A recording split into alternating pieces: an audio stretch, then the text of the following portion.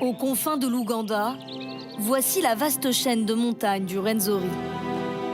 Des paysages uniques en Afrique qui abritent un géant en sursis, l'un des derniers glaciers du continent, sur le point de disparaître.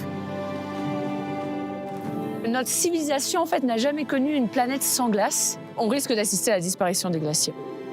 Aujourd'hui, c'est tout un écosystème qui se retrouve en péril sous le regard impuissant des scientifiques et des habitants.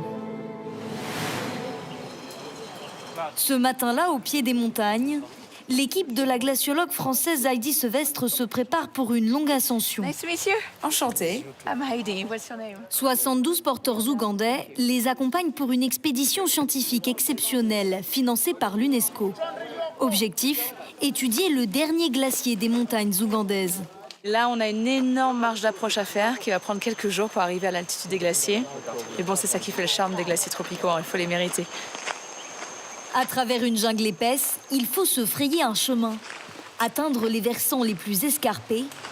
5 jours de marche sont nécessaires pour rejoindre le 3e plus haut sommet d'Afrique et constater l'ampleur des dégâts.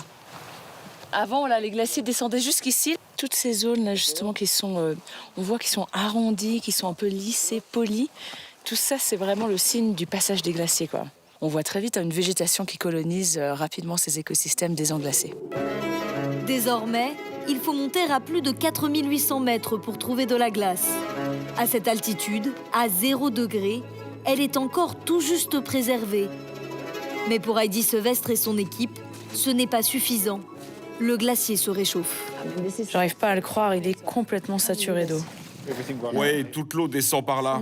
Ça fond tellement. Et elle finit dans le lac tout en bas. Très peu étudié jusqu'ici, le glacier a beaucoup reculé ces dernières années. Il aurait perdu 80% de sa surface. Je pense qu'on n'a pas conscience de ce qui se passe déjà ici en Ouganda, auprès de ces glaciers tropicaux, mais on ne réalise même pas ce qui se passe chez nous, dans nos propres pays, à quel point le changement climatique est ultra violent. Alors pour en témoigner, les scientifiques décident de mettre en place des caméras spéciales. Oui, c'est parfait ici. On installe ces 2 caméras qui vont prendre des photos en haute résolution tous les jours, pendant la journée, toutes les 2 heures. Les chercheurs pourront alors suivre en temps réel le recul du géant blanc. Ah, super, ça fonctionne. On peut même voir le petit glacier au sommet. Des informations précieuses pour prévenir les habitants en contrebas.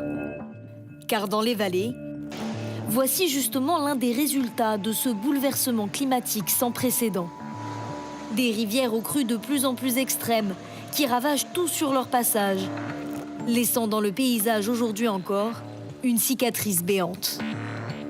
Wilson Mwindo fait partie de ceux qui ont tout perdu. En 2020, sa maison en briques est emportée par les flots, alors qu'il se trouve à l'intérieur. C'est ici qu'était ma maison. Il y avait 3 chambres et tout ce que je possédais. Tout a disparu aujourd'hui.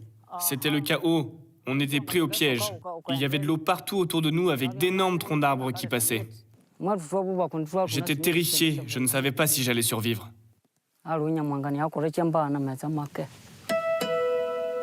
Le village entier a été rayé de la carte, forçant les habitants à se réfugier dans des camps de fortune.